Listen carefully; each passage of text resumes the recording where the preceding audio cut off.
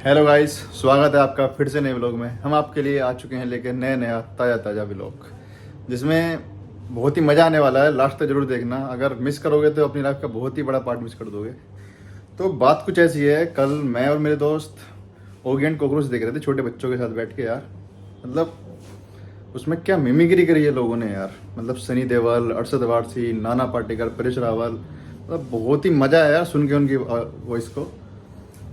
अब इधर मेरे दोस्त भी बैठे हैं, उनसे पूछता हूँ उनको क्या अच्छा लगा, मतलब किसकी वॉइस ज़्यादा अच्छी लगी। तो भाई लोगों, ए तो तुम बताओ तुम्हें किसकी एक्टिंग ज़्यादा अच्छी लगी। One and only Babu Rao Ganpat Rao आपे उर्फ परेश रावल। भाई मुझे तो अरशद वारसी की अच्छी लगी, सर्किट। नहीं यार, सनी देओल सबसे ज़्यादा अच्छी लगी थी मेरे को।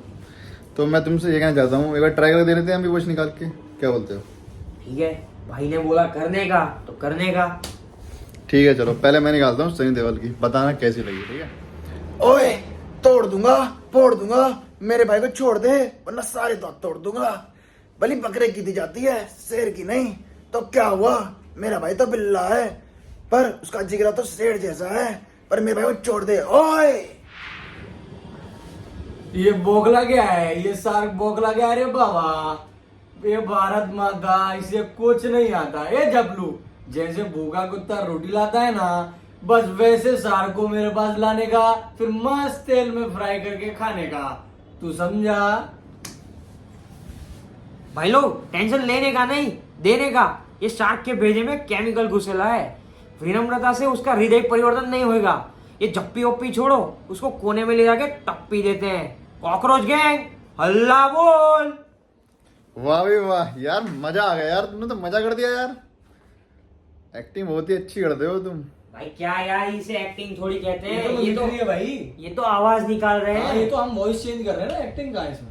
भाई तुम रहने दो, सत्या करके एक आदमी है, उसको ज्यादा नॉलेज है, उसको जाके पूछते हैं। चलो ठीक ठीक है यार, पूछ लेते हैं फिर। आज दूध का दूध पानी पानी हो ही जाता है। चलो फिर। भाई ये रहा सत्या।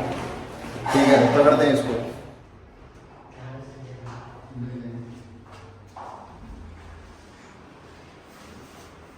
और भाई लोग क्या हाल चाल है? बढ़िया। और सुनाओ, आज इधर कैसे आ गए भाई? बस तुम्हें देखिए यार, जिम में तो सोचा आज इधर ही आ जाए। क्या बात है। भाई हमें एक चीज पे झगड़ रहे थे कि जो आर्टिस्ट लोग होते हैं वो दूसरे आर्टिस्टों की आवाज जो निकालते हैं उसका उनको क्या कहते हैं, क्या एक्टिंग कहते हैं? तुम तो इस प्रकार की नॉलेज रखते हो, तो आप बताओ क्या होता है? भाई उसे मिमिक्री कहा जाता है। मिमिक्री का मतलब होता है किसी की वॉइस, एक्शन या बिहेवियर को कॉपी करना या मिमिक करना।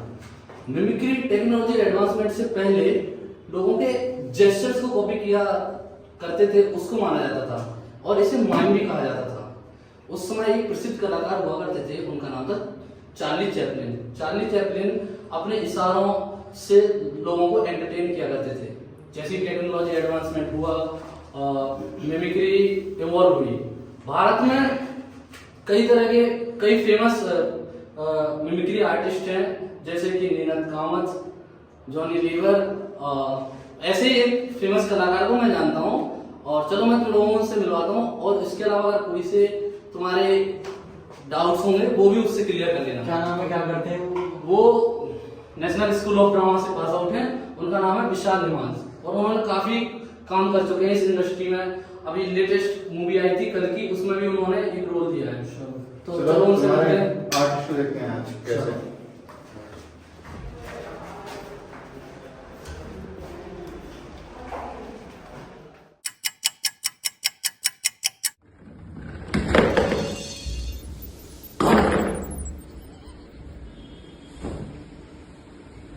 मिस्टर राज आर्य, पिछले 25 सालों में इस गुरुकुल का नियम किसी ने नहीं तोड़ा, लेकिन आज इस 25 सालों के बाद तुमने इस गुरुकुल का नियम तोड़ा है और वो है मान, मर्यादा और प्रतिष्ठा। हाँ,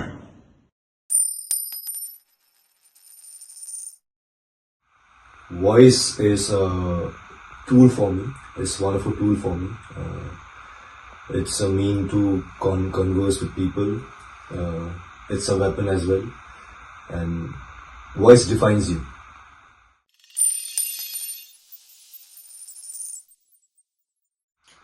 As I said before, voice is a tool for me, and voice for actors is one of the tools. We say body, mind, and voice is our tool. So it's the biggest tool for me, and if I don't work on a voice, it will not give back the reflection of my own personality. हम आवाज़ में बहुत काम करते हैं और हमें कहा जाता है रंगमंच में भी और फिल्म में भी कि अगर आपकी आवाज़ अच्छी है तो और बेहतर करने की कोशिश करें, और अगर ठीक नहीं है तो हम रियाज करते हैं बहुत सारी उसके लिए. और yes, it is very important and it does give a reflection of your identity.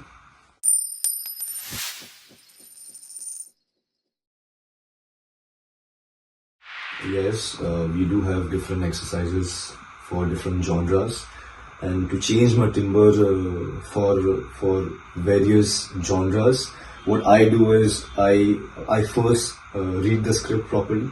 As in, if I'm playing a character, मुझे कोई कैरेक्टर प्ले करना है किसी फिल्म के लिए या किसी नाटक के लिए, तो हम वो पूरे स्क्रिप्ट को पढ़ते हैं. पढ़ने के बाद जो हमें समझ में आता है, फॉर एग्जांपल मुझे जो समझ में आता है उस कैरेक्टर के बारे में XYZ, if for example if there's a character X who is a butcher, जो मीट काटता हो, तो नॉर्मली उनकी आवाज थोड़ी खड़ी होगी, थोड़ी रफ होगी, क्योंकि उनका काम वैसा होता है. So I'll try to convert my voice into that. वो करने के लिए एक अलग से हम प्रैक्टिस करते हैं, रियाज करते हैं. जैसे सारे गाँव ऊपर जाता है, एक सा नी धा नीचे जाता है, तो हम जितना नीचे जाएंगे हम उतना वो बेस को टच करेंगे और उस हिसाब से मैच्योरिटी हम ला सकते हैं उसमें.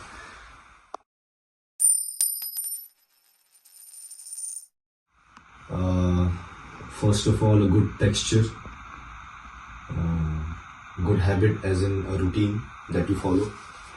अगर आपकी अच्छी आवाज़ है तो आपको उसके ऊपर काम भी करना पड़ेगा, और I mean a good Riyaz, I feel वही एक चीज़ है जो आपको अलग करेगी मेरे हिसाब से.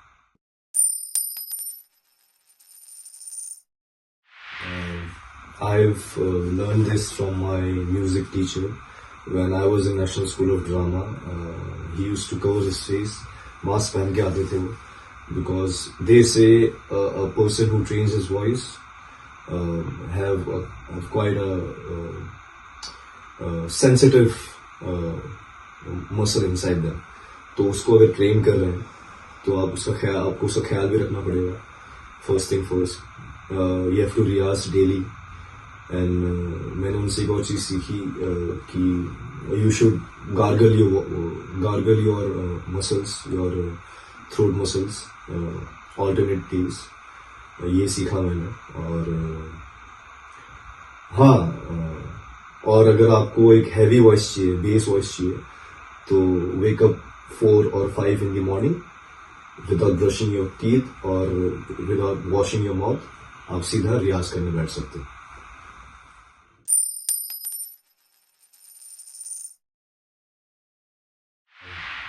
It does help you in regaining your voice, as in if अगर एक कोई लंबा प्ले है, लंबा कोई सीन है जहाँ मतलब कंटिन्यूस बोल रहे हो, तो जब पॉज आता है और साइलेंस आता है, it gives you a bit of relaxation कि हल्का सा आपको थोड़ा टाइम मिल गया है. Now you can rebuild your energy and then you can take your dialogues, you can take the action forward with much ease.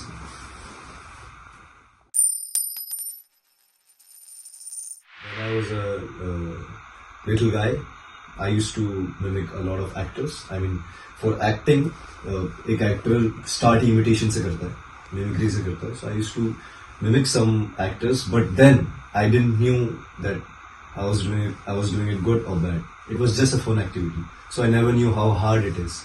But acting के लिए it is very hard because it's quite a serious process. तो अगर आप किसी character पे उतर रहे हो और you are trying to inculcate the texture of the given character, it can be sometimes quite hard, quite tough, but then again it's your job.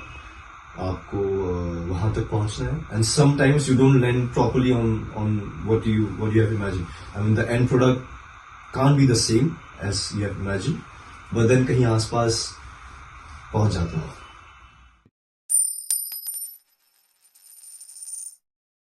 Riyaz, daily रियाज, मतलब but then I try to do it जब हो सके. मुझे जब कोई script मिलती है, जब हम कोई नाटक प्रिपेयर करते हैं, तो उसके 20-25 दिन पहले आई स्टार्ट प्रैक्टिसिंग डेली, क्योंकि this is also muscle. You have to keep practising it ताकि इसकी हेल्थ अच्छी रहे. और हाँ, ये बोलूँगा आप डेली रियाज कर सकते हैं. You can gargle and for good bass and good tone and good depth, what you can you do is practice Om or practice Hum. There are various type of exercises that you'll find online as well, but then yes, you have to keep practicing it.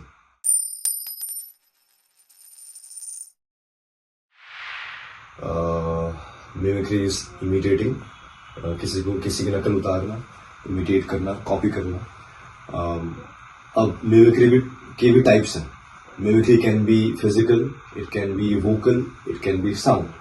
Physically imitating someone, मतलब मैं किसी की body language और किसी को walk करने का तरीका, बैठने का तरीका, वो हो सकता है. और वोकल में इट कैन बी साउंड, जैसे कोई इंसान बात करता है, बी सम एक्टर और फेमस पर्सनैलिटी, पॉलिटिशियंस, उनकी आवाज़ को कॉपी करना. और sound, be animal voice, instrumental voice, और ध्वनि, कोई भी ध्वनि हमारे नेचर में, उसको कॉपी करना. There are 3 types of mimicry.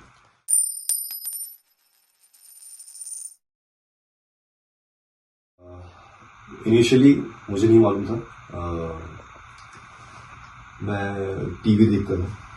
TV से देखते देखते मुझे मालूम, अच्छा ये कोई एक्टर है, ये एक पर्सनैलिटी है. तो I used to copy them and imitate them.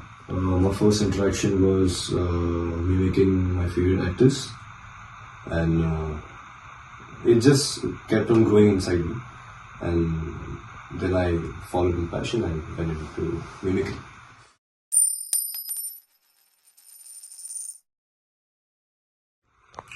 First of all, practice a lot. Vocal exercises. Try to copy and imitate different sounds, and try to copy and mimic and imitate different persons, physicality, and also you can listen to sounds. You should be quite alert about the nature. इसके अलावा you can join a theatre group and just put yourself to a lot of exposure and you will learn. यार हमने भी विशाल sir की mimicry देखी. उन्होंने अमिताभ बच्चन की करी है यार. उन्होंने अमिताभ बच्चन ही क्यों चूज करा यार? कोई वजह होगी या क्या, पता मेरे को. यार मुझे ऐसा लगता है कि एक एक्टर और एक मिमिक्री आर्टिस्ट का जो प्रोफेशन होता है काफ़ी अलग अलग होता है, but at the same time उनका जो रोल है, उनका जो फाइनल आउटकम रहता है, वो काफ़ी सिमिलर रह सकता है. जैसे कि एक एक्टर को अगर किसी पुराने कैरेक्टर को इमिटेट करना है, तो मिमिक्री स्किल्स एक एक्टर की बहुत ज़रूरी होनी पड़ती है. बट अगर कोई एक्टर एक ओरिजिनल कैरेक्टर को लाइफ में लाना चाहता है, तब उसको उस वॉइस में काफ़ी मॉड्यूलेशन और काफ़ी अच्छी तरीके से करना पड़ता है, जिसकी वजह से वो एक कैरेक्टर को एक अच्छा सा बेस दे पाए और उसको रोल में ले पाए. जैसे कि तुमने ऑगी एंड द कॉकरोचेस का रोल प्ले किया, तो तुमने सनी देओल की आवाज़ निकाली, और बहुत से लोगों ने जैसे उसकी आवाज़ निकाली थी, परेश रावल की आवाज़ निकाली, अरशद वारसी की आवाज़ निकाली गई थी. तो उसमें एनिमेशन जो अगर तुम देखोगे तो उतना रोल नहीं प्ले करता जितना वॉइस मॉड्यूलेशन प्ले करता है. और यही एक यूएसपी रहता है, यही एक सेलिंग प्रॉपर्टी रहता है इन एनिमेशन और टीवी शोज़ का, जो उस वॉइस के थ्रू ऑडियंस को एंगेज रख पाता है. तो मुझे ऐसा लगता है कि जो मिमिक्री है, that plays a very important role, and specially voice modulation in mimicry, that plays a very important role in engaging the audience. बात तो सही कह रहा है यार, है ना. तभी मैं सोचूं क्यों लिया। मैंने भी इसलिए मतलब ये सोच के लिया था कि सेंसर की मैं कर पाऊंगा, मेरी वॉइस उस टाइप की है अर्शद वारसी की, मैं नहीं कर पाता शायद यार, इसलिए लिया। बढ़िया।